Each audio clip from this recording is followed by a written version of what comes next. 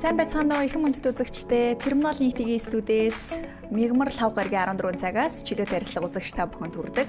За өнөөдөр бид ээлжид дугаараа нийслэлийн боловсролын газрын дарга амар түвшинтэй ярилцсанаар танд хүрэхэд бэлэн боллоо. Сайн байна уу? Сайн байна уу. За боловсролын салбарынхны хувьд одоо эд ачаалттай үе байх шиг нь ягаад гэх юм бол одоо эх хичээлийн шинэ жилийн төлөвлөгөө, төлөв байдал, ерөнхий прогнозыг гаргадаг ийм үе тарж ашиг байна тийм ээ. Сүүлийн үеийн ер нь тоо баримт статистикаас та дурдахгүй юу? Манай боловсролын салбар маань хичээлийн жил санхүүгийн жил хоёр зөрдөг. Тэгэхээр хичээлийн жилийнхаа одоо төгсгөл ажил төрлөө дүгнэх нөгөө шалгалт үнэлгээ гэдэг ажлууд явагдаж байна. За нөгөө талдаа дараагийн хичээлийн жилийн эхлэх бэлтгэл судалгаа тооцоол гэдэг бас ийм ажлууд явагдаж байна. За би нэг бас хэд хэдэн статистик хэлхийг бодож байна. За Монгол улсын хүн амын тал нь Улаанбаатар хотод тал нь 21 аймагтай байдаг. Өөрөөр хэлбэл газар нутгийнхаа 0.3% дээр нөхөн амын тал нь 99.7% дээр үлдсэн тал нь. Тэгэхээр хотод их нэг туршилттай орон нутагт ийм сэрэг байна. За нийслэл Улаанбаатарт 1000 гаруй цэцэрлэг сургууль үйл ажиллагаа явуулж байна.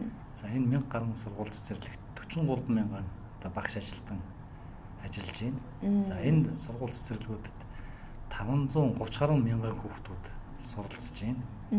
За үүний цаана 1000 гаруй биш юу 1 сая гаруй эцэг их байна.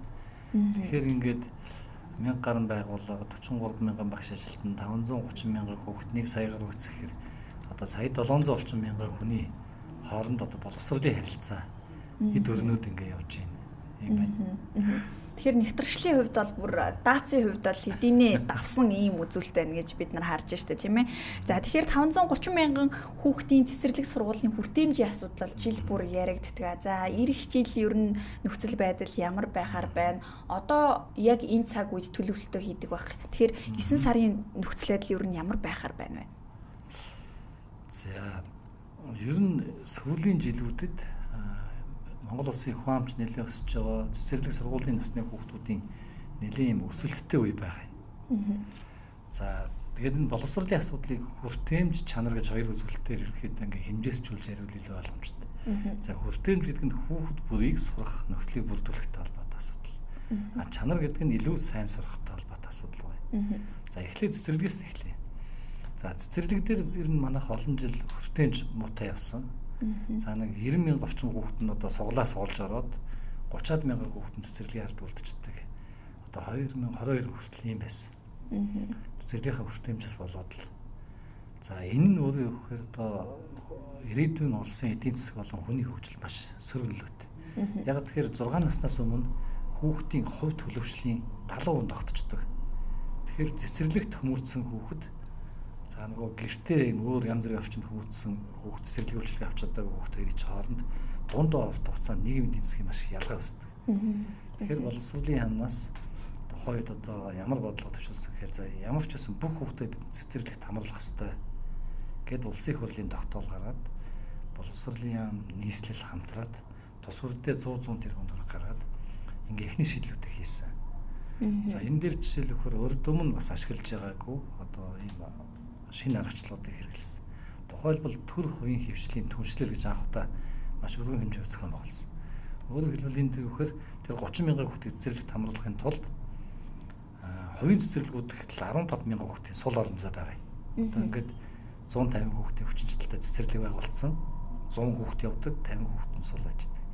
Тэгэхээр энэ 15 мянган хүүхдүүдийг төр хувийн хөвшлийн түншлэлээр хувийн цэцэрлэгүүдтэй хэлцэл хийгээд нэг хүүхд хуваарлаад хоёр хүүхдийн зардал өгөөд одоо усх зардлыг хоёр нь уулж өгөөд ингээ 15 мянган хүүхдийг шийдсэн. За мөн бусад түрээс болон байгууллагын дэргэдэх цэцэрлэгнээс олон хэв шинжээр үлдсэн хүүхдүүдийг шийдээд ингээд одоо бол цэцэрлэгт хүсэлт гаргасан бүх хүний хүүхдийг цэцэрлэгт шийдээ явж байгаа. Энэ бол одоо их нийгмийн эдийн засгийн ирээдүйд их сайн эрг үлдэн өгөх юм одоо шийдвэрээ гэж үзэж байгаа. За хоёрт нь цэцэрлэг бүртгүүлнэ гэдэг чинь нэг тийм очролдог, дугаарлдаг, бас онцог, хүнждэг, тэгээ суглаатайгаа нийлээд их тийм хүнд процесс байлаа шүү дээ. За одоо бол энийг боловсролын захимжлалтын хүрээнд захин болгосон. Өөрөөр хэлбэл эцэг 8 сарын 5-наас эхлээд цэцэрлэгийн бүртгэл эхлэхэд хөдөө явж байхдаа онлайнаар бүртгүүлж байна. Тэр сургууль дээр очиж цэцэрлэгтээ очиж дугаар багахгүйгээр ингээд цэцэрлэгийн шийдвэр ерөнхийдөө шийдэгдсэн байна. За 20-с 25 оны хооронд нийтдээ 114 цэцэрлэгийн барилга барьж ашиглалтанд оруулсан байна. За мөн 8 одоо цэцэрлэг баг сургуулийн цогцлбор гэдэг нэг байранд талтан цэцэрлэг, талан сургууль байдаг ийм объектыг ашиглалтанд оруулсан. 45 сургуулийн барилга барьсан байна. Тэгэхээр ерөнхийдөө том дүнгээр харах юм бол цэцэрлэгийн асуудлуудыг нэлээд сая сүүлийн 5 жилд хүч тавьж анхаарч ингээд шийдэж байна. Дээр нь цэцэрлэгийн хүүхдийн тоо 2024 онд 127 мянган хүүхэд байсан бол 2028 онд 122 мянга болж буурна. Тэгэхээр ингээд цэцэрлэгийн хүүхдийн өсөлт бууралттай байгаа үед бид бас барилга башин биднээс ингээд үүсэгээ бариад гэх юм бол цэцэрлэгийн асуудал хэвийн болохоор төлөвтэй байна. За одоо дараагийн хамгийн анхаарах зүйлийг хөлтийн талаас явахаар сургууль байгаа. За сургуулийн хүүхдийн тоо тогтмол өсөж байгаа. За 2000 одоо энэ статистик дээрээс ингээл харахад 2020 онд 317 мянган хүүхэд сургуульд сурч байсан байна. 2024 онд 4 жилийн дараахад 400 мянга болсон. Жил болго 20 мянга нэмэгдээ 80 мянга хүүхэд нэмэгдээ. За 2028 онд 450 мянга бол. Тэгэхээр нэг сургуулийн насны хүүхдүүдийн маань маш тийм өндөр өсөлттэй юм, идэвхтэй өсөлттэй үе байна. За тэгэхээр бид нас сургууль цэцэрлэгийн барилга хүртээ хэмжээг нэмэгдүүлэхэд онцгойлон анхаарах хэрэгтэй. Тэр ялангуяа дунд сургуулийн барилга байгууламжийг илүүтэйгээр барьж байгуулахад анхаарал хандуулах нэ. Анхаарал хандуулах хэрэгтэй. За энэ дээр бас анхаарал хандуул явж байна. За 20-с 25 онд за 45 сургуулийн барилга барьж 27 мянган хүүхдийн хүчин чадлаа нэмэгдүүлсэн байна. За 8 бага сургуулийн цогцлбор одоо 2240 хүүхдээр нэмэгдүүлсэн байна. Ингээд хүчин чадлаа нэмж байна. За одоо нийслэл Улаанбаатарт сургууль цэцэрлэгийн 139 барилга баригдаж байна. Нийт. Энэ 28 огт ашиглалтанд орно. За 139 барилгаас 67 барилга нь сургууль. 53 барилга нь цэцэрлэг. Тэгэхээр дийлийнхэн сургууль ирж байгааз. За дээр нь юу гэхээр 16 бага сургууль цэцэрлэгийн цогцлбор гэдэг нь талдан бага сургууль, талдан цэцэрлэг явдаг юм. Тэгэхээр нийт ингээд аваад үзэх юм бол сургууль цэцэрлэгээр нь аваад үзэх юм бол 70 83 одоо сургуулийн объект барьж гинэ гэсэн үг. За үүнээс гадна дахиад одоо сургуулийг төрөлжүүлэх онцгой чухал чиглэлтэй сургууль цэцэрлэг гэдэг Азийн хөгжлийн банкны төсөл, дэлхийн одоо банкны зээл тусламжаар дахиад энэ дээр одоо тусгай барилгуудыг нэмж барих төсөл тооцоолууд явж байгаа. За ингээд том утгаараа харах юм бол 2030 онд нийслэл Улаанбаатарт сургууль цэцэрлэгийн одоо шинээр барих болон хүртээмж асуудал бол ингээд бүрэн шийдэгдэнэ. 30 онд буюу 4 жилийн дараа. Тий 4 жилийн дотор ингээд барилгын асуудал гэдэг ийм тооцоол судалгаатай. Тэгээд тэрнээс хойш хүн амын өсөлтч бас саарад ирж байгаа юм. Тэгээд нэг тийм огцом өсөлтийн цикл үе яг одоо идэв байгаа байхгүй юу? Тэгэхээр яалтч вэ хүн амын өсөлт болон шилжилт хөдөлгөөн бол боловсролын салбарын ачаалал хамгийн их одоо нөлөөлөл үзүүлдэг хүчин зүйл гэж ойлгох нь тийм ээ. Боловсролын салбар нь өөрөө юу гэхээр нийгмийн амьдралын гол хөдөлгөөний одоо зэг байхгүй. Одоо та нар ингээд авч авал сурагчид амрангуут хатын хөдөлгөөн нэг өөр. Сурагчид хичээлж байгаа үед нэг өөр.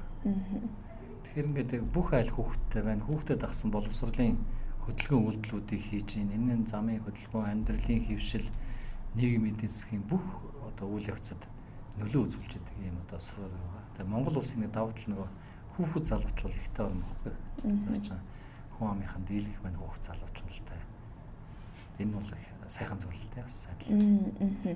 Тэгэхээр одоо бол цэцэрлэгийн насны хүүхдүүдийн тоо жил ирэх тусам буурах хандлагатай байгаа бол сургуульд суралцах хүүхдүүдийн тоо буюу 1-р анги дэлсэн суралцагчийн тоо өсөх хандлагатай байна гэд ингэж байна. За тэгэхээр 2030 он гэхэд бид бүхэн 3 ээлжээр хичээлдэг нөхцөл байдал байхгүй болно. За цоочтой хаалганы цаана сургуулийн өмнөх боловсролын байгууллагад хамрагдаагүй хүүхэд байхгүй болно гэж ойлгох уу? Нийслэл нь бол 2028 он гэхэд бол ихэнх одоо сургууль цэцэрлэг бүрэн шийдэгдэнэ. Одоогийн барилга барьж байгаа процесс тэгээд энэ боловсролын яамнаас одоо инхэм болон сайдын сая багаас гаргаж байгаа тэр сургуулиудыг төрөлжүүлэх, хотхны бага сургуулиудыг хөгжүүлэх гэдэг ингээд олон юм задваргатай процессыг хийхээр төлөвлөж байна. Тэгэхээр энэ бүгдийн дунд бол 28 ангит үндсэндээ хийх юм болон за магадгүй зарим дүүрэг хот онцгой төлөвлөлтийн нөхцлүүдийн ингээд үлдсэнд нь шийдэж болж байгаа асуудал.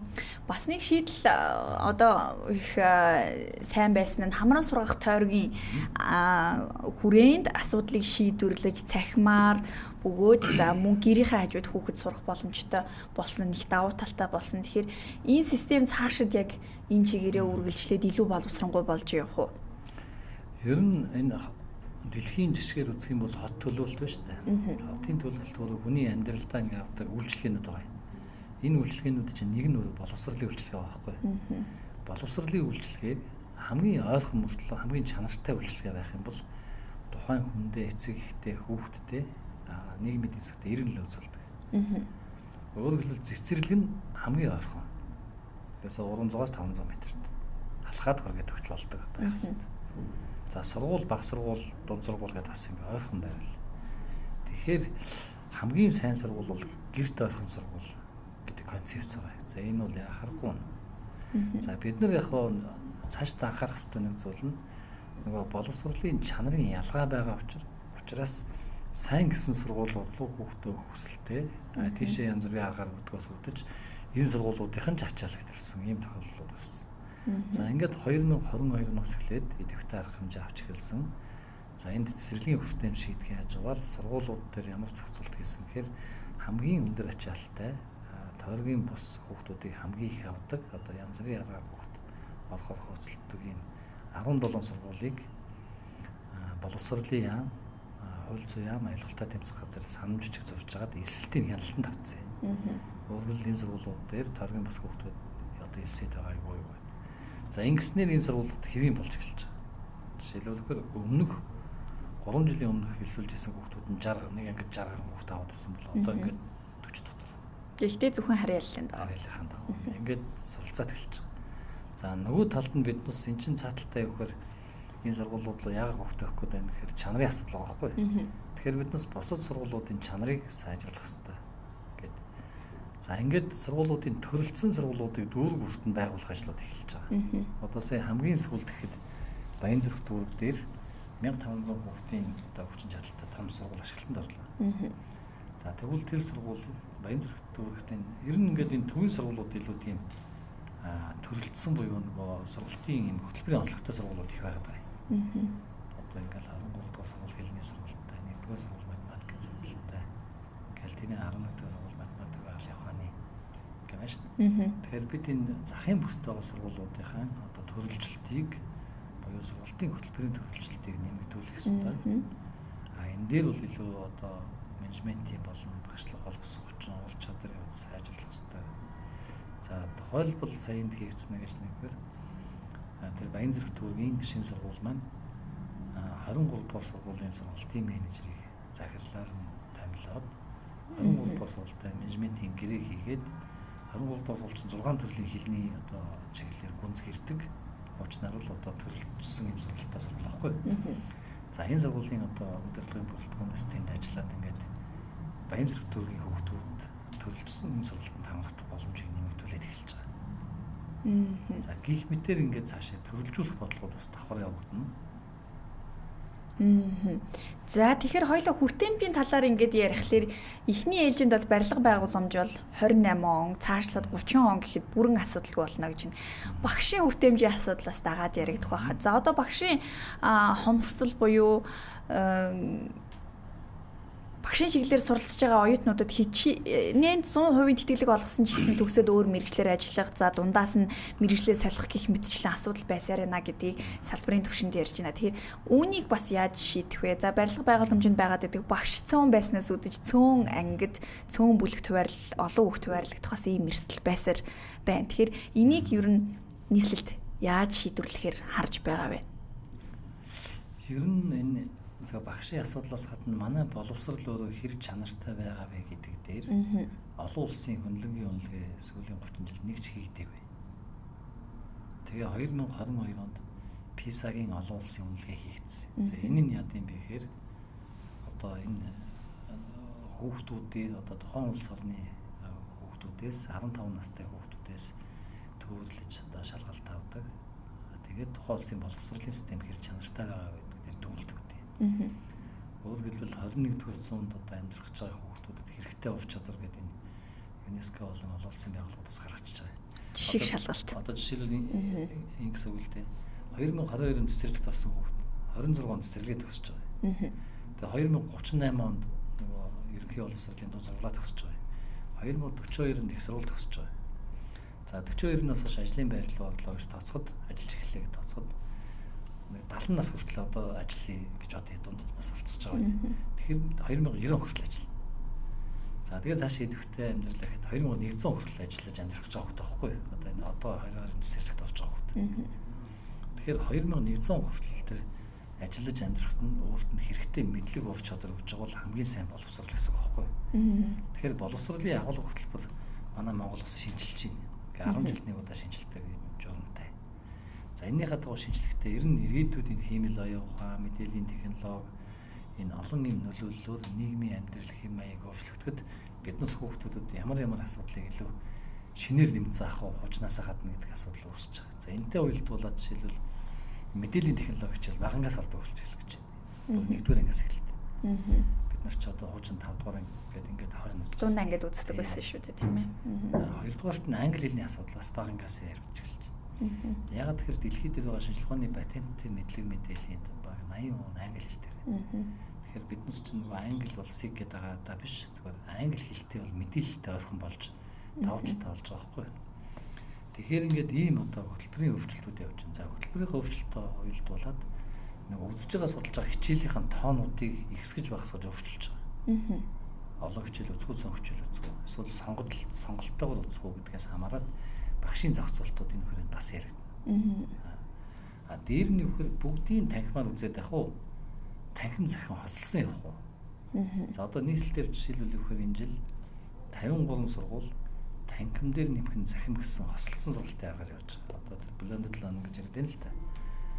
Өөрөөр 5 цаг үздэг хичээлийг тавуулангийн танхимаар сургууль дээр үзээд байснаас 4 цагийн танхимаар үзэж байгаа 1 цагийг нь захим систем дээр яж байгаа агуулгыг хүүхд өөрөө бие дааж 7 өдрийн хугацаанд өгч үзээд тэр агуулгаа олгоод дараагийн танхимаараа батгаад ингэ явж байгаа бол танхимын ачаал боо.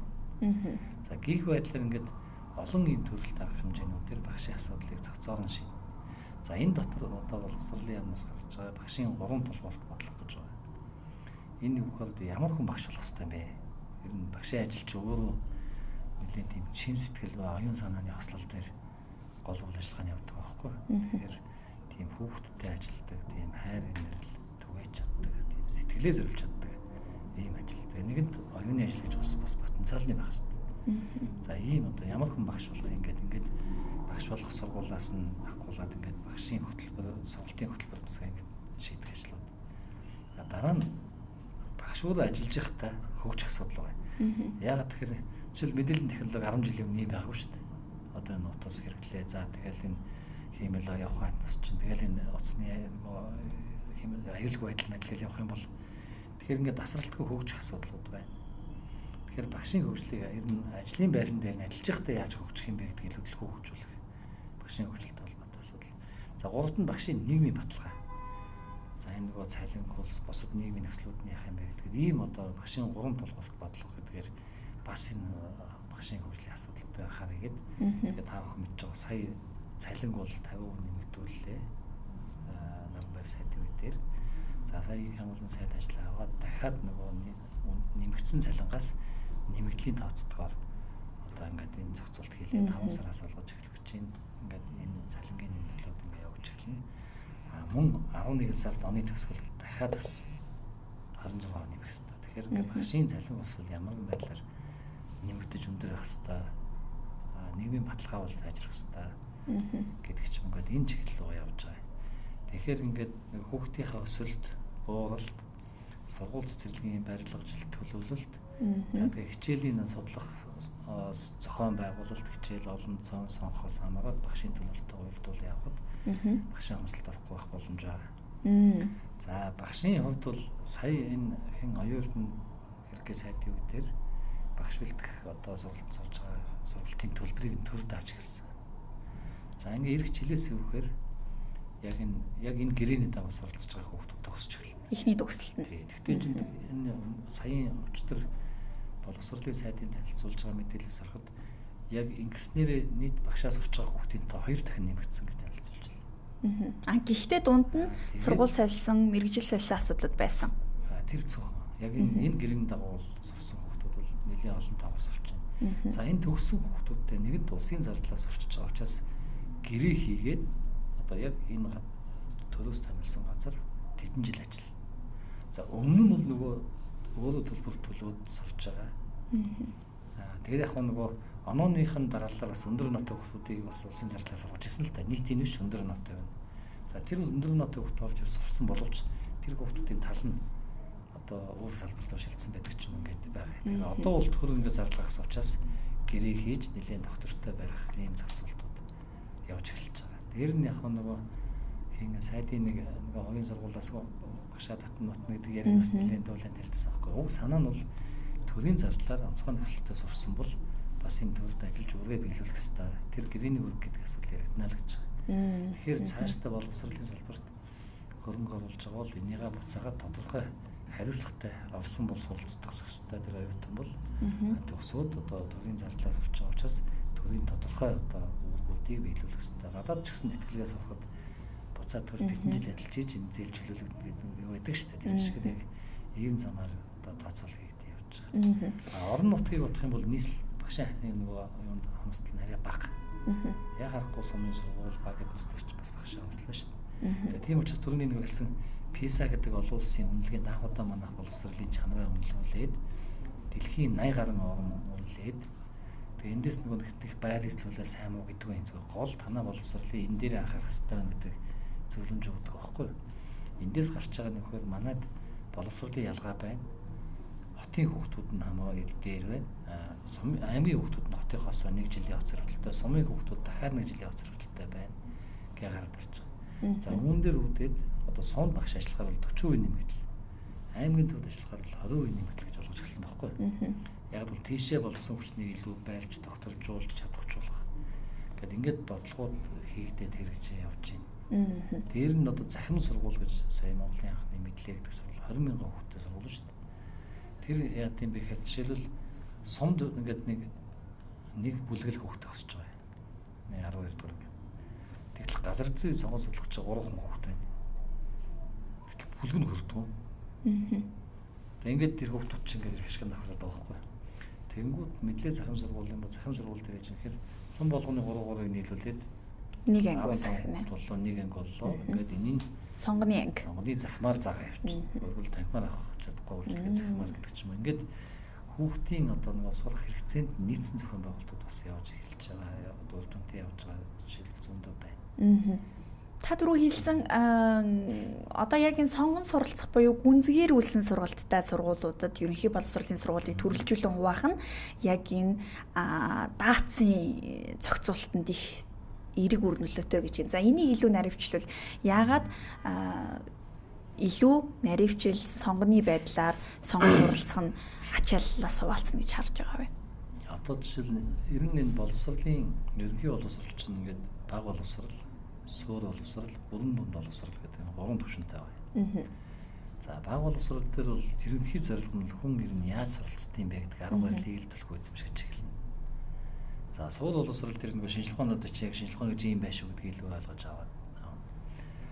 Бүрэн дунд үе ахлах боловсрол дээр нэг шинжилгээнуудаас би аль чиглэлээр мэрэгжил болох гэж байгаа гэдэг рүүгээ илүү төрөлж чиглэл сурах хэрэгтэй байхгүй. Одоо зөвлөх юм бол сэтгүүлч болох гэж байгаа юм бол за чи сэтгүүлч би одоо багш байлаа гэж бодоход хоёулаа 9 дугаар анги хүртэл нэг ангид байлаа гэж бодох юм бол 9 дугаар анги буюу суур боловсрол хүртлээ хоёулаа адилхан хичээлүүдийг үзээд илүү тэр нөгөө эзэмших хэвээр суур чадамжуудаа одоо ижил одоо төвшөнд авах нэ. Илүү ижил нөхцлөөр ингэж авах нөхцөлийг болдуулж байна. За ахлах боловсролын оронгууд чи сэтгүүлч болох гэж байгаа учраас нийгэм хүмүүлэгдэх хичээлийг төлхөө үзэх хэрэгцээ шаардлага байна. Сонгож. За би инженер болъё гэж байгаа бол шинжилгээ ухааны хөтөлбөрүүд юу, байгалийн ухааны хичээлүүд, математик, физикийн хичээлүүд илүү төлхөө үзэх хэрэгцээ байна. Тэгэхээр энэ ахлах анги гэдэг бол өөрөө цаашаа хүүхдүүдийн хэрэгцээнд нийцэж төрөлжөж сонгоход нь илүү дэмжлэг үзүүлж явах хэрэгтэй. Тэгэхээр энэ төрөлжлтүүдийн биднээс илүү төлхөө болгож байгаа гэсэн үг байхгүй. Энэ нь өөрөө хөдөлмөрийн зах зээлтэйгээ бас уялдах нэ. Яагаад тэгэхээр манай дээр нэг алдагдсан байгаа юм гэхээр нийгэм хүмүүлгээр маш их сурч байгаа хүүхдүүдийн тоох хэсэг гэдэг. Хуульчаар одоо сурч байгаа болон төгсөж байгаа оюутнуудын аваад үзэх юм бол Монголд ажиллах одоо ажлын байрнаас тоноос 3 дахин илүү хүн бэлтгэсэн байна гэж байгаа байхгүй. Гэтэл зарим салбарт нь дутцсан. Тэгэхээр энийг бол дэлхийн улс орнууд ахлах сургуулийнхаа тохиролцоогоор хөвчлэн хийдэг. Тэгэхээр энэ талын одоо бас зохицуултууд төрөлдсөн ахлах сургууль. Тэгэхээр багшаа мөн адил тэгж бэлтэнэ гэж ойлгох уу, тийм ээ? Ахлах сургууль заах багш бол магистр бод үнээс дээш түвшинд байх хэвээр. Нөгөө сонгон үнцгийн төрөлцсөн дээр заах ч бас нэг юм шаардлагууд байгаа. За энэ лүүн багшаа чадахжуулаад явна. Тэгээд энэ төрөлжилтийг илүү жоохон дархалтаар нь жигдэх юм гэсэн үг байхгүй юу? Одоо захын сургуулиуд, төвийн сургуульд аль нэг ч бас төрөлжилтийг бас илүү одоо жигд хөтөлбөрөөр нь одоо ингэснээр хүүхдүүд сонгож суралцах нөхцөлийг нэмэгдүүлж өгнө л гэсэн үг. Төр хувийн хвшлийн түншлэг илүү том хүрээнд манай салбар дээр хийж байна гэдээ ярьсан.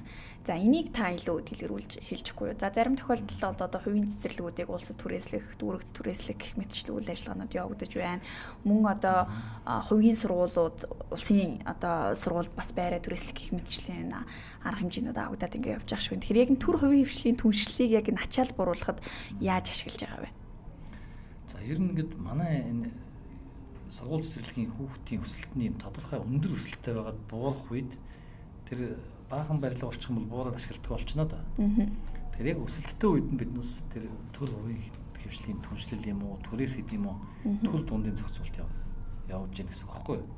Яг суур ингээ буурдлаач гэсэн энэс доош байхгүй одоо хүүхдийг энэ хүртлээ байна гэдэг дээр нь бол барилгын нөхцөлийг барил явж байгаа.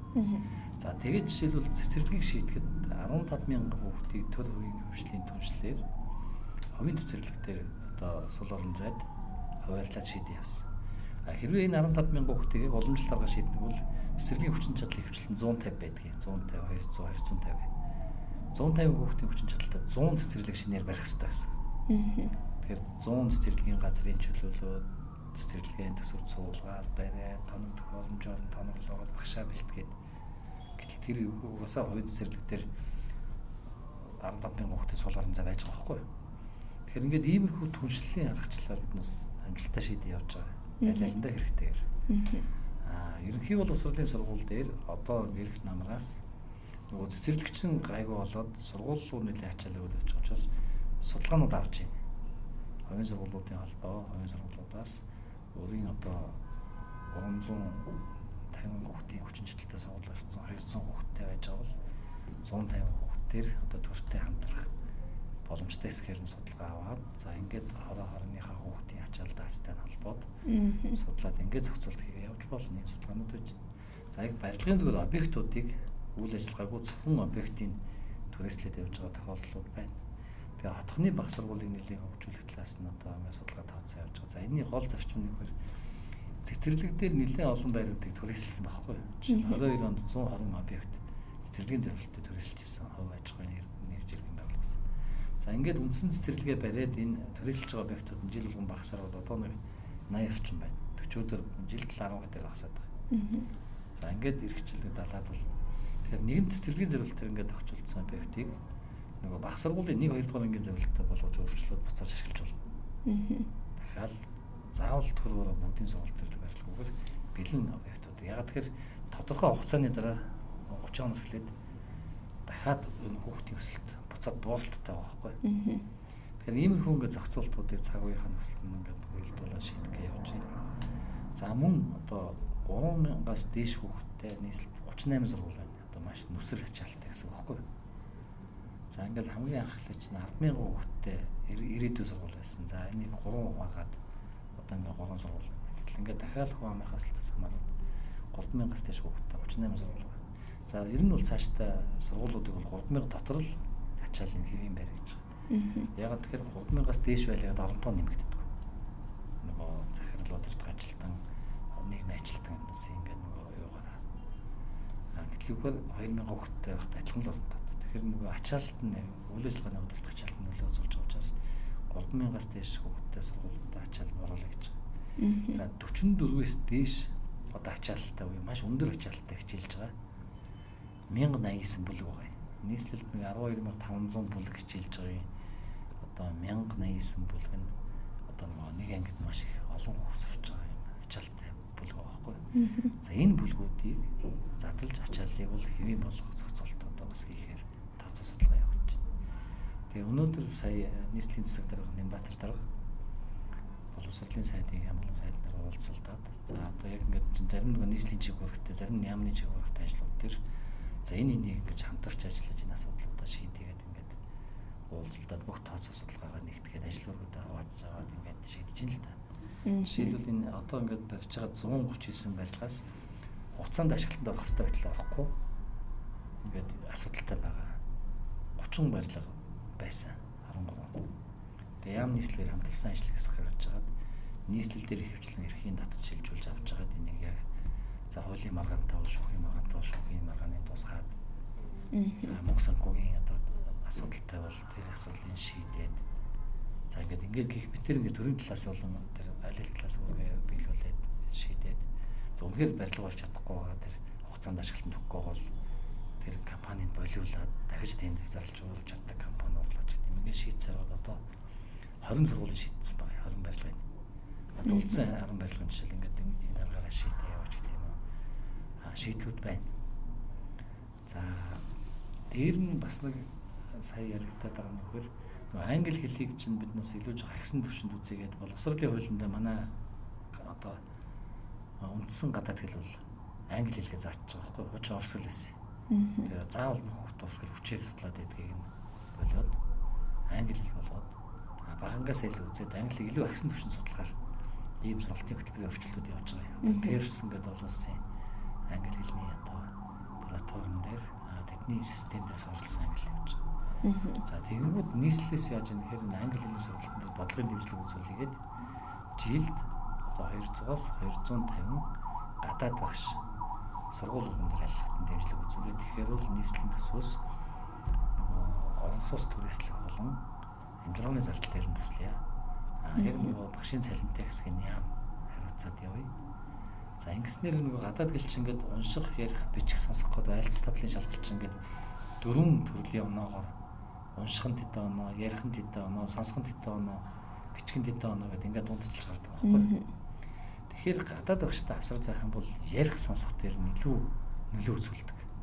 Нөгөө монгол багшийн ярианы дуудлага, хэллэг гэдэг ингээд хоёр тэнд гадаад хэл заах арга зүй дээр гадаад багшаараа бас илүү монгол багшаараа чадахжуулахад дэмжлэг үзүүлэх гэдэг юм. Ингээд ийм бодлогын зохицуултууд бас хийж байна. Тэгэхээр энэ хөтөлбөрийн хүрээнд одоо гадаад хэл заах эхний ээлжний багш нар эх жилийн буюу шинэ хичээлийн жилээс ирж зааж эхлэх нэ тийм ээ. За давхар манай монгол багш нар өөрсдөө бас энд суралцах нэ. За анслагдсан хороод болон гэр хорооллын бүсэд яг энэ сургууль цэцэрлэгийн хүртээмжийн асуудлыг шийдэхэд ямар хүндрэлүүд тулгардаг юм бэ? Яавал илүү зөв зохистой болохоор байна гэж та бүхэн үздэг вэ? Яг Улаанбаатартын ингээд нөхцөлийг харах юм бол хүн амын тал нь байшин оролт амьдарч байгаа, тал нь гэр оролт амьдарч байгаа. Тэгээ байшин оролцчод бага зай дээр хүн ам нэгтрэлтэй. Тэгэхээр ийм бүсдэр бол том сургууль байгуулчихад ойрхон ингээд ирээд бий болж байгаа. Гэр хорооллын бүсдэр том сургууль байгуулчих юм бол илүү л холоос хүүхдүүд ирнэ. Тэгэхээр гэр хорооллын бүсд бол жижиг олон сургууль байх хэрэгтэй. Хүүхдүүд ойрхон.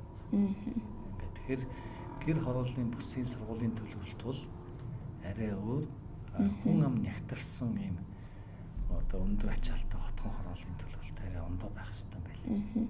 Тэгэхээр яг ийм байдлаар одоо нодон жил нийслэлийн бодлогын судалгааны хүрээлэн нийслэлийн архитектор төлөвлөлтийн алба, нийслэлийн боловсролын газар, нийслэлийн газрын алба гэсэн 4 одоо энэ байгууллага нийлээд хотын бүх одоо энэ юун дээр тооцоолол хийсэн. Хүн ам зүйн төлөв байдал, тэгээ хот төлөвлөлтийн нөхцөл байдал, боловсролын хүртээмж хэрэгцээ, тэгээ газар чөлөөлтийн нөхцөл байдалтай нөлөөлөлт. Тэгээд эндээс зүгээр ерөнхийдөө төвлөлт гэр хорооллын бүсд газар чөлөөлт хийх тарцсангуу гайгүй. Нөгөө газрын өртөг үнэлгээ эднээс нэрвэттэйгээ тохиролцох ойлголцох. Ганцхан нөгөө согомжуулчээд идвэцсэн асуудлууд л өндөрлөлтэй байт юм лээ. За тэрнтэй нойлдуулж байна. Хүн ам нягтарсан энэ төвийн байршил бол хэцүү. Газар чөлөөлөлт хэцүү. Ерөөсөө газрын хүртээмж, огтаамж тэгээ өртөг эднээс асуудал ихтэй. Гэхдээ нэг сайн тал нөхөр энд нэг сургууль том хүчин чадлаа сургуулах юм бол нэлээд нөгөө ойрхон нягтралтай бүсээсээ татж байгаа. За тэгээд хамгийн их одоо хүн амын нягтралтай сургууль цэцэрлэгийн хүртээмж хүнд байгаа нэг 6-7 байршил байгаа юм. За энэ байршил дээр нийслэлийн засаг дарга бол тусгайлан одоо яг бүр анхаарч явж ажиллаж байгаа. За одоо ингээ өмнөх 7 хоног жишээлбэл хамгийн их нягтралтай нь Баянгол дүүргийн нарны орлого. Нөгөө өндөр шар байшингууд барьсан. Тэгээд энд ганцхан сургуультай. Энд багталцдаг. За тэгээд энд бол юундаас хотын даргуулыг очиж уулзаж тэр нэг судалгаа хийж компаниудаас газрын одоо төгсүүлж олгох худалдаа авах нөхцөл тавьж байгаа тамирчсан өмнөх 7 хоногт 960 хүүхдийн сургууль барих газар чөлөөлтийг хийгээд төсөвдөр энэ барилгын ажлыг мөнгө тавьсан. За дахиад дараагийн цааталт нь ихэр Алтай хотгон байгаа. Энд юус 12,000 айлын алс ус барьчихад сургууль барьяцсан шүү дээ. Тэгээ 12,000 айлч одоо хүүхдийн сургууль хааштай хөөж бөө ойрхон баймаар гэдэг. Энэ асуудлыг бас очиж бас сайн шийдэж байгаа. Ингээд өмнө гарцсан хот төлөвлөлтийн алдаануудыг засахаас гадна цаашдаа дахиж төлөвлөлт хийхэд эхнээсээ сургууль соёлоо зөв барьж явах асуудлыг ингээд бас анхаарч байгаа. Хотын захирагчны хэлжсэн цаашдаа хотхон дотор сургууль цэцэрлэгийн барилгыг төлөвлөөгүй тохиолдолд газар олголтыг хийхгүй гэдэг хатан анхааруулж байна гэдэг ингэсэн. За яг энэ тооцоо судалгаанууд дээр жишээлбэл нийслэлийн боловсролын газраас санал хөргүүлдэг үү? Уялдаа холбооны хувьд юу нь ямар байд юм бол? Ер нь яг юугаар журмаар бол одоо 1000 хүүхэдтэй одоо 1000 айлтны ухаантай хотхон барьж байгаа бол тэдэн хүүхдийн сургууль цэцэрлэг гэдэг нормчлалтай байдгийг. Тэг ягаад н хот төлөвлөлтөн дээр юун дээр алдагдал яваад байна вэ гэхээр энэ боловсролын яам ажлыг гаргаж бас нэг үтсэн. Сая хатхан орлууд. Тэгэхээр ингээд эхлээд төлөвлөлтөн дээр угаасаа батлуулахын тулд зураг төсөл дээр нь сургууль цэцэрлэг байж идэг.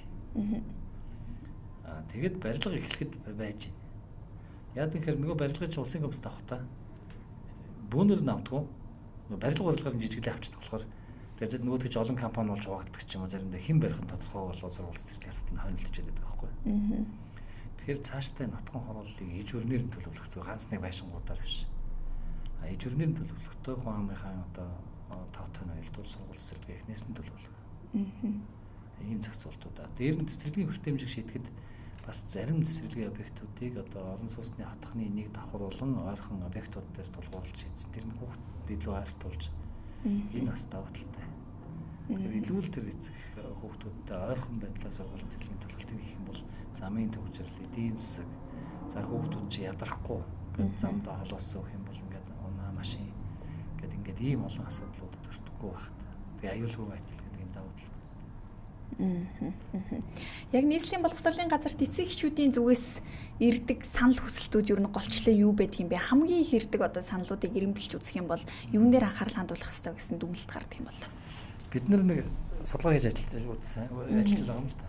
Ер нь төлд гарч байгаа боловсролын чиглэлийн нийслэлийн бүх гомдлыг бүгдийг тоолж утсан. За ингээд засгийн газрын 11 төв, за захимаар, утсаар, урагдлууд, биеэр ингээд уулзаад ингээд. За энэ болгон дээр нь бас анализ хийгээд үзэж байгаа. За ингээл ихэнд нь хэн гомдлоод байд юм бэ гэдгээр үзгээд 90% эцэгч бол 10% манаас салбарын дотроо хоорондоо гомдол гаргадаг. За ингээд эзэн нь бол 2 төрлийн гол хүмүүс байна. За нийт одоо асуудлууд нь үзэхээр нэг 20 төрлийн асуудал байдаг. Ингээд ерөөсөө сүүлийн 3 жилээр анализ хийж үзсэн байна. 20 төрлийн асуудал. Тэрний талан төртэй хамааралтай, талан зүгээр тухайн сургууль цэцэрлэгийн үйл ажиллагаатай хамааралтай. Ийм асуудлууд байгаа. За дахиад дотор нь ингээд энэ яг хэний чиг үүргийн ажлаас үүдэж ийм асуудал өрнөд байна гэдэг ингээд үзэхээр жишээлбэл 54% нь тухайн гомдлын 54% нь яг сургууль цэцэрлэгийн удирдлагатай хамааралтай. Удирдлага нь өөрөө тэрийг зөв шийдсэн бол тэнд нь шийдэгдэж байгаа юм асуудал байхгүй. Заавал дээшээ гомдлцоод байхгүй. Дээр нь юу гэхээр энэ гомдлууд ер нь яаж шийдэгдсэн байныг үзэхээр за ингээд сургууль дээр шийдчих юмыг шийдэж чадахгүй байж байгаа дүүрэг нийслэл яам одоо гэдэг дэше явсаргал буцаагаад 74% нөгөө иргэдийнхэн талд шийдэгдэв. За эндээс биднес дүгнэлт хийж байгаа. За тэгэл санхүүгийн яг хөдөлмөрийн харилцаатайгаа дотор нь маш ингэж анализ хийж хагаад яг за удирдлага ажилтнаа чадахжуулах хөтөлбөр гэж хэлсэн. За яг ийм асуудлыг ингэ шийдэж явах хэрэгтэй. Гэт жишээлбэл юу гэхээр улсын төсөв боловсролын төсөв 2022 1.8 их нээсэн байхгүй манай Монгол улс боловсролтой зарж байгаа мөнгө 22 4.3 их нээд болгож 2.5 дахин нэмэгдүүлсэн. Тэгээ энэ дотор их сургууль урд өмнө огт байдаг байсан зардлуудтай болсон байхгүй цэцэрлэгч гэсэн. 7 төрлийн зардлыг шинээр хичээл практикийн зардал, багшийн хөгжлийн зардал, нөхөн хангалтын зардал. Зөвхөн нөхөн хангалтын зардал гэдэг чинь одоо 22 оны юунд тоогооход нийслэлийн 157 сургуульд 13 тэрбум төгрөгийн нөхөн хангалтын зардал гэж байгаа. Тэр нь хэрэгтэй юм уу? Өөр авах зардал байхгүй. Одоо сургууль зэрлэгчин ширээ сандлын мөнгөл ингээл гэж байгаа бол зарим нь эцэг их төгсчд гэж яхаар энэ сургууль өөрөөр хэцээд юм өөр авах. Тэгэхээр нөгөө их хэмжээний санхүүжилтийг бие даан гэж шийдэх хэрэг мэдл өгөөд ирэхээр санхүүгийн чадвартай байх хэрэгтэй, дундаас нийлж уучихгүй байх хэрэгтэй. Хоёрдугаар санхүүгийн хууль 4000 төгрөгийн явах хэрэгтэй ч гэдэг юм. За ингээд санхүүгийн чадварууд нэмэлтээр илүү хэрэгцээтэй болоод ирдэг ч юм уу. Тэгэхээр ингээд энэтэй холбоотой удирдах ажилтнуудыг чадваржуулах хөтөлбөр гэдэг удирдлагын их тэмтэй явж яг энэ бүх процессуудын 3 сарын хугацаанд заагаад 30 хэдэн захирал төгсөөд одоо цэцэрлэгийн эрхлэгч нар бас сураад дахиад энэ 40-од эрхлэгч сурж байна. За Монгол Улсын боловсролын их сургуульд явж байгаа жижиг модулууд. За яг санхүүгийн 14 хоногт яг сургуулийн төсөвтэй холбоотой яг л санхүү маш сайн суралцдаг. Санхүүгийн эсвэл хүний нөөцийн эсвэл хууль эрх зүйн өөрөө авсан хүнтэйгээ хөдөлмөрийн маргаа үсгээд ингээд шүүхэлцгээд 80% дээр нь ялгагдчихж байгаа байхгүй юу? Ажилтнаа. Ер нь ажилтны тал дийлэнх кейс дээр ялдаг шүү дээ тийм ээ. Тэгэхээр энэ нөгөө хөдөлмөрийн харилцаанд бас хуулийг хэрэглэх юм уу, эрх зүйн чадамж нь бас тотмог байл гэсэн үг байхгүй юу? Энэ бүгэн дээр ингээд яг үүсэж байгаа кейсээс нь үдэж чадахжуулах хөтөлбөр явсан. За харин нэг сайн урд гарсан. Одоо энэ жил. За нэгдүгээр 4-7 хоногийн тоо багассан. Одоо төрөлд гаргаж байгаа сургууль цэцэрлэг нэмэгдээд байгаа боловч гомдол гаргаад байгаа тоо нийслэлээр багассан. Сүүлийн нэг жилд. Хоёрдугаарт нь юу гэхээр нөгөө 10% салбар дотроо хөдөлцөөд байсан. Биеийнхээ эсрэг янз бүрийн энэ өөрөө 1% болсон. Тэгэхээр салбар доторх ойлголцол нэмэгдэж байна гэсэн үг байхгүй. За тэгээд нөгөө топ 20 сэдвээс чинь 14-5 болж уурч байгаа. Бас яг зарим нь багасаад байгаа. Тэгэхээр одоо биднес яг нөгөө дандаа үр дагавартай наслах биш. Шалтгаан руу навч жагаад ингээ явах хэрэгтэй. Тэгэхээр энэ дотор юуны багш боловсон хүчний чадвартай холбоотой асуудал байгаа. Энийг бол биднес гинт нэг хүний чинь нэг өдөр загнаад л сайн болгох юм гэж байхгүй. Тэр хүнийг дунд боолт хугацаанд чадваржуулах, нийгмийн баталгааг нь сайжруулах, хөгжүүлэх гэдэг юм уу. Гарсан зөрчлүүдийн газар дээр нь таслан одоо сэргийлэх гэдэг юм уу гэд олон юм явж иж сайжирна. Тэгээд ямар ч байсан өргөл гомдлууд багасж чинь, салбар дэндээ ойлголцол нэмэгдэж чинь, за төрөөс оруулж байгаа санхүүжилт нэмэгдэж чинь. Одоо нийслэлэгчин жишээлбэл одоо улсын төсвөр 40 барилга урьж хат нийслэл өөрийнх нь төсвөр 60-ыг урьж байгаа байхгүй. Дүүрэг 14. Тэгэхээр нийслэл боловсрол илүү хөрөнгө оруулж байна. Боловсролын талдаа. За яам багшийн цалин нийгэм баталгааг нэмэгдүүлэхийг зорилтууд тавиад хийж байна. За бидний сургуулиудаа төлөвлөжүүлэхийг зорж байна. Удирдах ажилтан бэлтгэх болон удирдах ажилтны нэлээд чангаруулж байна. Сая боловсролын хуулинд дууж багш байж байгаа шууд захирал болчих болдог байсан байхгүй. Цэцэрлэгийн багш байж байгаа цэцэрлэг хэрэгч болдог. Энийг боловсон. Сургуулийн багш байгаад заавал сургалтын менежер хийгээд тэгээ сургалтын менежер хийхдээ мэрэгжлийн зэрэг одоо заа харагч тэргүүлэх зөвлөх гэдэг ийм 3 зэрэгэлтэйгийн дунджаас дэш тэргүүлэхээс дээш зэрэгэлттэй менежер хийсэн хүн захирлын сонгуульд болж захирлаар тамлагдах хэрэг босч байгаа. Заавал шатаар л. Заавал шатаар. Тэгэхгүй болохоор нэг ч хүн удирдлагүй байж байгаа шууд багшаас үсрээд захирал болчихгоо төсөв мэддэг. Тэр хүн чинь төсөв санхүүтэй багшийн сургуульд нь багшийн тухай хичээл заажсан болохоос төсвийн тухай хичээл зааж байгаа. Тэгэхээр сая удирдлагын их тийм мобиль сэдвийн сургалтын тогтолцоо үүсгэж байгаа нь ирээдүйд захирал болох гэж байгаа сургалтын менежерүүд бол эхлээд бэлтгэж төсөв үүж юу байдгийг, хууль эрх зүй үүж юу байдгийг, хүний нөөц гэдэг чинь яг яадгийг, яг нь сургуулийн засаглал руу яаж явдгийг суралцж байгаа. Тэгээ одоо мобилс дээр энэ юунд эх 7 хоногт 74 одоо сургалтын одоо цэцэрлэгийн арга зүйчид яг энэ сургалтанд эхлэх бэлтэж байна. Тэгэхээр бид нийслэлийн түвшинд одоо хүний нөөцөө за нийслэлийн сургууль цэцэрлэгийн эрхлэгч нарын 3-1 нь ойрын одоо урамжилт явсан тэтгэвртээ суух. Эхлээд дараагийн хүний нөөцийг бэлдсэн хүнийг томилох хэрэгтэй.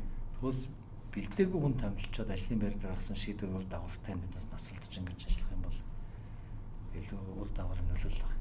Тэгэхээр ингээд дүгнээ хэлэх юм бол чанар хүртээмж гэдэг чинь нэг арга барил гэдэг чинь нэг юм хоёр тал байхгүй.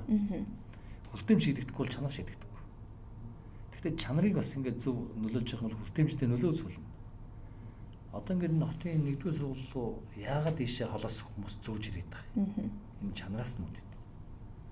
Яагаад тэр 13 руу эсвэл яагаад энэ шинэ Монгол нь гэдэг юм уу эсвэл яагаад тэр юун сургууль нь одоо сайн сургууль гэж байгаа сургуулиуд тэмүүлээд идэг. Тэгэхээр магадгүй бас нөгөө чанарыг төрөлжүүлж биднээс үүсгэнэ. Энэ 1-р сургуулийн багш самын дарахны нэг юун дээр сургууль дээр нь одоо нэг рүү шалгалт өгж байгаа хүмүүсийг цогноос тийш наашаа ирж сурах биш. Тэнд нь сургая гэд нэг бүлэг үүсгэсэн. Тэгээд нэгдүгээр сургуулийн багш очиж заагаад маш амжилттай явж шээ. Адилхан хүүхдүүд нь адилхан зөвхөн наашаа ирэх хөдөлгөөний сургуулийн сургууль дээр нь л хийхт ингэ болж байна. За гэх мэтэр ингээд биднээс төрөлжилт гэдэг чинь цаана чанарыг л зохицуулж байгаа бодлого байхгүй. Хүртээмж чанарын аль алийн л ингээд зэрэг анхаарал тавиул бидний хувьд бол бас боломж бас харагдаж байна. Тэгэхээр цаашид энэ боловсролын хүртээмж чанар гэдэг зүйлүүдийг зэрэг сайжруулахын тулд шинжил бодлого шаардлагатай байх, ирээдүйн төлөв байдал болон одоо бодлогын хүрээнд юуг авч хэрэгжүүлэх үү гэдэг төлөвлөгөөгөө тайлж өгөхгүй юу? За ер нь эхлээд хэмжих хэрэгтэй. Биднээс яг агч байгаа юм болж байгаа юм уу, сайн юм уу? За ингээ 22 онд PISA-гийн үнэлгээ үлгээд авцсан. За энэнийхээ дүгнэлтээр биднес тодорхой арга хэмжээнүүдийг боловсролын яам болон нийслэлээс аваа явж байна. За энэ 3 жилийн удаа явдаг. За сая 25 он дахиад авсан. За энэний тайлан нь одоо энэ намар гарна. Дэлхийн улс орнуудын зөвлөмж. За эндээс биднес агсан байна уу, буурсан байна уу? Энэ дээр арга хэмжээний зүв байна уу, буруу байна уу гэдгийг харна. За энэнийхээ хажуугаар жил болгон дотоод үнэлгээ хэмжээ одоо явж байгаа. Одоо гүйцэтгэлийн үнэлгээ гэдэг ингээд үнэлгээнд суурилсан систем явж байгаа. Тэгэхээр ингээд хэмжилтээ нэгдүгээрт хийх хэрэгтэй байгаа. За тэгээд энэ боловсролын хуулийг 23 онд бүх төвчний хуулийг анх удаа багц шинжилсэн. Энэгээр дэмжиж 6 том шинжилэл хийж иж явах юм байна гэдэг одоо энэ сайдын яриад байгаа яамны төвшөлт бодлогын асуудал байхгүй. За хөтөлбөрийн шинжилэл. За 24-өөс 27 онд сургууль цэцэрлэгээс сургууль үздэг бүх хөтөлбөр шинжлэгдэж байгаа. Тэгэхээр энэ дотор нөгөө хүүхдэд хэрэгтэй ур чадварууд нь энэ 21-р зуунд амжилттай явах нь тэрнийг нь шингээсэн хичээлийн агуулгыг одоо бий болгоё л гэж байгаа шүү дээ. Зөвхөн эхнийх нь гэлэх чинь л англи хэл мэдээллийн технологиор бол шинэ нөхцлөөр орчиж үзэж судалж эхэлж байна. За шинжилгээ ухааны үзэж байгаа агуулга нь нөгөө илүү мэдээд явах биш, мэдснээ хэрэгэлдэг байх. Амьдралдаа чадвар болгож ашигладаг байх тал руу шинжилэгч гэдэг юм. За сургалтын зохион байгуулалтанд бүгдээр ижигд үзээд явах уу? Ер нь зарим нь сонгож үзүүлээс. Сонголттой яата. Гэт ингээд ийм хөтөлбөртэй холбоотой шинжилэл. За боловсон хүчтэй холбоотой сая багшийн 3 тулгуур ямар хүн багш болох юм? Багш ажиллахтаа яаж өгч юм? Тэгээд нийгэм баталгааны яах юм гээд. За үнэлгээ яаж авах юм? За олон улсын 3 жилд нэг тутам явах юм байна. Дээр нь ингээд дотооддоо жил болгон үнэлгээ явах юм байна. Бүх дотоодын үнэлгээ нь олон улсын давхар үнэлгээтэй ингээд контролдож харилцан хэмжиж явах юм байна. За үнэлгээндээ суралж шийдвэр гаргах юм байна гэдэг юм. За захим шилжилт. Юу захимжуулах юм, юу захимжуулахгүй байх юм. Ингээд ингээд сургуулийнхаа бид нийслэлийн бүх сургуулийг интернет толбсон. Одоо бол интернет бүгд толбогдлоо. За нийт багш нарын баг 90 гаруй хувийн юутай ноутбуктэй болгосон. Ингээд юм захим. За одоо Монголд нөгөө Google-ийн хорон бүкийн үйлдвэр авах гэж байна. За ингээд гэр хэцэлгээд жил 100 мянган хорон бүк үйлдвэр.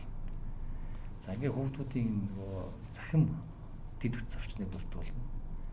За тэгээд бүх сургавчдыг дижитал хөлбөртэй болох ажлууд явж байна. Төрөлжсөн ингээд. Өөрөөр цаасан дээр байж байгаа юм яг захимлал үзэсгэлэн хөдөлгөөнтэй болох нь шүү дээ. За энийг яагаад ярьж байгаа юм гэхээр энэ суралцах процесс яаж явд юм бэ гэхээр хүний тархийг ингээд судалсан судлаачдын юунаас хүн сэтгэл хөдлөлтөй мэдээлэл урт хугацааныхаа ороо хатгалцдаг байхгүй. Одоо ингээд танаа ангийнхан ч юм уу манай ангийнхан найзууд уулзахаар дандаа нэг сэтгэл хөдлөлтөд дурсамж яриад байгаа үз. Тэгэхээр сэтгэл хөдлөлийнх нь онцлогоор өөрчилж байгаа юм. Тэгэхээр тэр нэг альфа одоо Z2 гэдэг ингээд өөрчлөлт байгаа чинь сэтгэл хөдлөлийн онцлог байхгүй.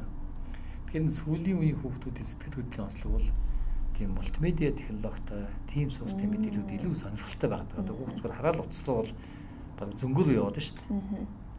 Тэгэхээр бид нүс хичээл сургалтын зохион байгуулагчдын захимтай нь холбож ямар даалгаврыг захимтай холбож өгөх бол илүү сонирхолтой байх юм. Дандаа амаараа ярина бол хүүхдүүд өөдөө.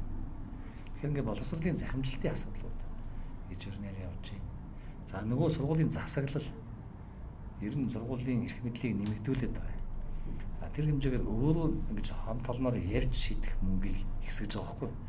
Одоо хичээл практикийн зардал гэдэг сургуулийн төсөө ангилт нөгөөд тэр мөнгөөрөө багш нар яг ямар хичээлийн хэрэгэлтгүй авах жишг зөвлөмж авч байгаа таанаас авах бол хоорондоо ярьж байгаа болохоор гэдэг шийдээ санхүүгийн хэмжээр марч гэдэг юм уу. Тэр нөхөн хангалтын зардал гэдэг юм. Ингээд сургуулийн засаглал дээрээ төвлөрүүлж биш.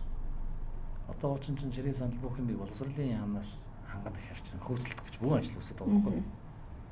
Тэгснээр сургуулийн төсөвт нь өөрт нөгөө тэрүүгээр хэрэгтэй юм авах гэдэг ч юм уу гэдэг ийм юмуд байна. Тэг ингээд нэг юм багцаараа 6 шинжилэл хийгдэх яамны ийм бодлого төлөвлөгөө явуулж байгаа. За нийслэлийн хувьд бол Улаанбаатарт Монголын одоо соёл шинжилгээных нь хамгийн том төв сурсан ухаан нэгтрэлтэй өөрийн даваа асуулттай юм төвтэй учраас нийслэлс боловсролын салбарт за саяын англи хэлний бодлого, инженери технологи, роботиксыг дэмжсэн бодлогууд тийм ээ. За яг онцгой энэ хүртээмжтэй холбоотой тулцсан асуудлуудыг бүтэн шийдэх. За дээр нь нийслэл өөрийнхөө тэгээд засвартай холбоотой асуудлууд байгаа. Сургуулийн засвар үйлчилгээний ажлууд нийслэлийн чиглэлд хамаарч явж байгаа. Энэ засвар өргөтгөлийн ажлууд явж байгаа. Шугамжуулж эдид үтсэн. За гэтэл энэ хоёр нийлж хийх хэрэгтэй ажлууд байгаа байхгүй. За ингээд жишээл сургуулийг 3000-аас дээш хүүхдтэй сургуулийг төрөлжүүлээ задлаа гэж үтээ. За боловсролын яамнаас энэ ажил гэсэн. Тэгэхэд нийслэлийн засаг дурын шийдвэрээр ингэ явах. Тэгэхээр ингээд эхнээсээ энэ зорилгоо хамтарч за ийм учиртай ачаал ингээд хүүхдтэй илүү ойрхон оновчтой төрөлжих, ойрхон болох ийм зохицуултууд нь хамтарч ажиллах гэсэн ингээд шийдээ явъя. За төсвүүдээр дутуу барилгуудын танаа манай нийслэлийн төсөвтэй явж байгаа, улсын төсөвтэй явж байгаа барилга хугацаанд орохгүй бол ийм шахаж ажиллая. За бүр ингээд цүнхний компаниудыг харж хасаалтаар зарлая цаашдаа боловсролын салбарт 2 жилийн дотор л орны тооцоо барьсан барилга 4-5 жил болж байгаа ч өртгөн нэмэгдээд хүүхдүүдийн суралцах хэрэг тэр хэмжээгээр хорч байгаа учраас за энэ миний харж хасаалтыг гаргаад тал талаас ингээд явж гэдэг юм. Ингээд ийм зайлшгүй хамтрах чиглэл дээрээ сая хотын дарга сайдаар уулзаж бүх ерөнхийдөө зарчим ажлын одоо тохироод одоо ингээд энийхэн дагуу ажлын хэсгүүд нь наривчлах гэж эхэлж байна. За их баярлалаа танд. Тэгээд нийслэлийн боловсролын салбарын ойрын 5 жилийн зорилго иргэдэд хүрэх хамгийн том өөрчлөлтүүдийг таасаа дурдах шиг боллоо. Мөн ярилцлагын туршид дурдагдаагүй заавал хэлэх ёстой гэсэн мэдээлэл та төгсгөлд хэлж болно. За энэ дээр биднээс нийгмийн одоо боловсролын талаарх ойлголт бас нэлээд өөрчлөгдөж чинь дэлхийд даяар. Энэ ковидоос хойш боловсрол гэж одоо юуг ойлгох вэ гэдэг. За энэ дээр би энэ нэвтрүүлгээр дамжуулаад эцэг их олон нийт боловсролын олон хүмүүс за боловсрол нэг талтай бүх нийтийн ойлголт бүх хүн мэдж байгаа. Нөгөө талд мэрэгжлийн түвшинд маш судлаачд болон онлын маш нарийн түвшинд бас ярилцах ойлголт байхгүй. Тэгэхээр боловсрол гэдгийн цаана за мэдээж оюун ухааны хөгжүүлэх энэ сургалттай хамааралтай хэсэг байна. За энэ дээр сургууль соёл төлхөө анхаарал тавьж явна өөр чигээр явна. Гэтэл дахиад боловсрол дээр чинь давхар яригдаад байгаа хөгжил төлөвшөл хүмүүжлийн асуудал. Энийг шийдэхэд яах вэ гэхээр энэ эцэг их гэр бүл нийгмийн орчинтой хамааралтай. Яг хүмүүжил бол хаанаас их үүсвэртэй гэхээр гэр бүл нийгмийн орчноос их онцтой байхгүй. Тэгэхээр одоо зөвлөх юм бол хүүхдийн сургууль дээр хүүхд зочлоо. Эцэг нэрээ сургуулийг загнаад байна. Яг судлаад үзсэн чи ээж аав нь байнга судалдаг. Тэгэхээр энэ хүмүүжил төлөвшлийн асуудал дээр гэр бүл нийгмийн орчин сургууль хамтарчиж ажиллах юм шүү. Түүнээс ингээ би ажилдаа завгүйгээд ингээд байж болохгүй. Адилхан л үүргээ биелүүлэх хэрэгтэй. Сурлага талд нь бол биднээс илүү одоо мэрэгжлийн одоо бүрэлдэхүүн ажиллаж байгаа учраас илүү хөгжүүлэх ажил байна. Хүмүүжил бол зайлшгүй анхаарах хэрэгтэй. За хоёр дахь бас нэг зайлшгүй нэмж хэлье гэсэн зүйл энэ захимжилт байна. За одоо биднэрт дундын проблем бас яг бол хүүхдүүдийн захим хэрэглээг сургууль хянах уу, эцэг хянах уу зохицуулт хэрэгтэй болж байгаа байхгүй юу? Ихэнх хүүхдүүд Instagram-д тэр юу хяналтгүй. Хоорондоо ингээд ямар мэдээлэл солилцож байгаа нь хяналтгүй. За энэний зөв ашиглах юм бол хөгжил, буруу ашиглах юм бол гамшиг. Төрөвчээсэн сая одоо захим өвчтөнд үүсэж байгаа тэр дээрлэлт бүлэглэлтэй холбоотой асуудал чинь захимаар танилцсан хүүхдүүдийн бүлэглэлүүд их байгаад байгаа байхгүй юу? Тэгээ захим бүлдэлт нүсгээ яваад байгаа. За тэгэхээр энэ захимыг бол бүгдээрээ л одоо эцэг олон нийт төр сургууль тал талаасаа нийлж хичээхгүй болохгүй. Нэг ийм одоо асуудал байгаа шүү гэж. За гуравт нь бол юу гэхээр энэ боловсролын ажил бол оюун санаа сэтгэл ордог учраас тийм харилцан хүндэтгэлтэй хандахгүй бол энэ залуу багшаар ажлаас гарахад нөлөөлж байгаа нэг хүчин зүйл эцэгхийн дарамт шахалт. Тэгтээ ганц монголч солонгосч бас тийм билээ. Энэ манай нийслэлийн боловсролын газар сүүлийн боловсролын газарт хамт ажиллагаатай. Биднээс нөгөө солонгостой туршлага солилцоо ярьж хад солонгос гэсэн манайд хүндрэлтэй байгаа эцэгхийн дарамт шахалт гэж байгаа байхгүй. Жишээлбэл сургуулаас хүсэж байгаа хүлээж байгаа хэтэрхий их багшаас.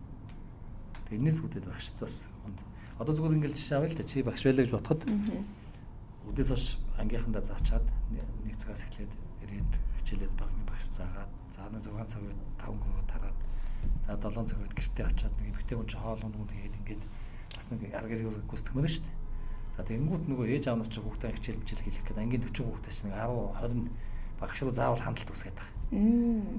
За тэгээд нөгөөдгий чинь зарим нь аюу сөрөгчдсөн гэдэг нэг юу гэдэг өөрийнхөө стрессийг эцэг багштайгаа. Тэгээ ингээд энэ минь ингээд цаашаа ингээд авч болохгүй нэг одоо болохгүйг ойлголчих гэдэг бас. Тэгэхээр цаашдаа ийшээ бол биднээс багшаа хамгаалах бодлого зохицуултууд ихээс өрсөн. Уучлаарай энэ дээр бол ийм замаар ингэнэ, энэ дээр ингэнэ. Олон улсын хандлагч муу юм байна. Зохицуултууд үргэлжлүүлж хийж эхэлж байна.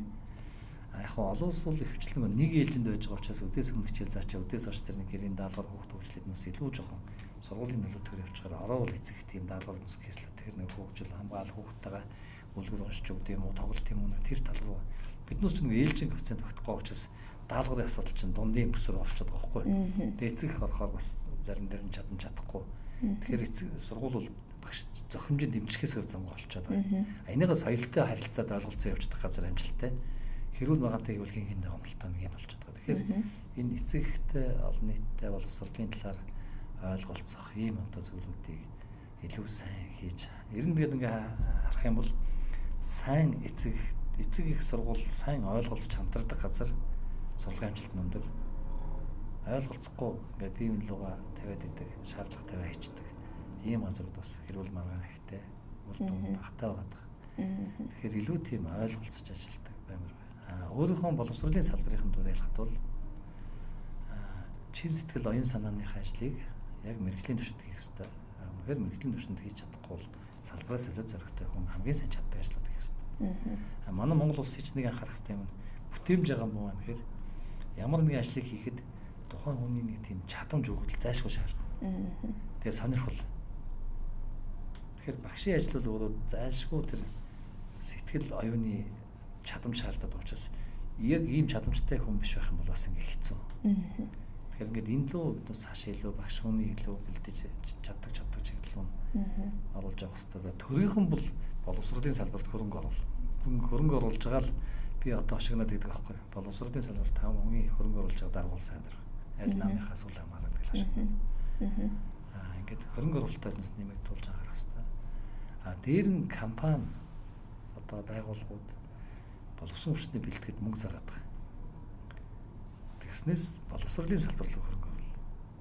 Тэгээ энэний одоо жишээл сайн жишээ сая Монголын топ 100 компани захирлууд Монголын яг мэрэгчлэлтийн бэлдэж байгаа 33 коллежийг нэг нэгээрээ хариуцж авах. Ийм одоо санамж жигтэй өмгөлөө утгаараа эсгсэрлээ. Шилдэг татвар төлөгч нар шалгарсан тийм ээ. Одоо жишээлбэл өгөхээр оюутлогын захирал нэг сургуулийг, таван захирал нэг сургууль. Тэр нөгөө мэрэгчлэлтийн бэлдэж байгаа нөгөө одоо мэсүүд мэрэгчлийн одоо төлөвлөлийн төв одоогийн коллеж руу шилжүүлж байгаа юм. Тэгэхээр тэр компани засаглал ямар хүмүүс ямар ур чадвартай хэрэгтэй байгаа тэрийг боловсрол төр яаж бэлтгэх юм. Хөдөлмөрийн зах зээл нэр ойртуулах ажлууд хийж байгаа байхгүй. За гэх мэтэр ингээд бас амжилттай явж байгаа ажлууд байна.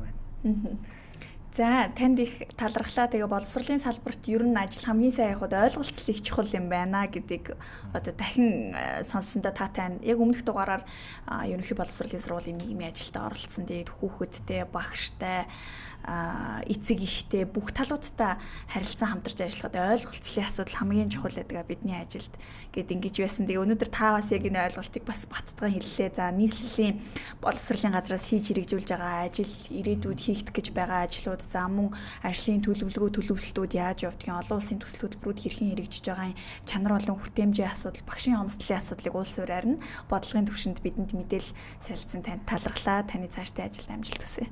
Баярлалаа. Та бүдгийд гэсэн урьж оролцсонд баярлалаа. Баярлалаа. За үзэгчдээ бид өнөөдөр нийслэлийн боловсролын газрын дарга амар түвшинтэй нийслэлийн боловсролын салбарын асуудлууд буюу ерөнхий боловсролын сургуулийн өмнөх боловсролын байгууллагуудын асуудлуудыг ярилцлаа. Эх 7 хоногийн Ягмар лав гарагт 14 цагаас энэ студид дээр уулзъя. Баяртай үзэгчдээ.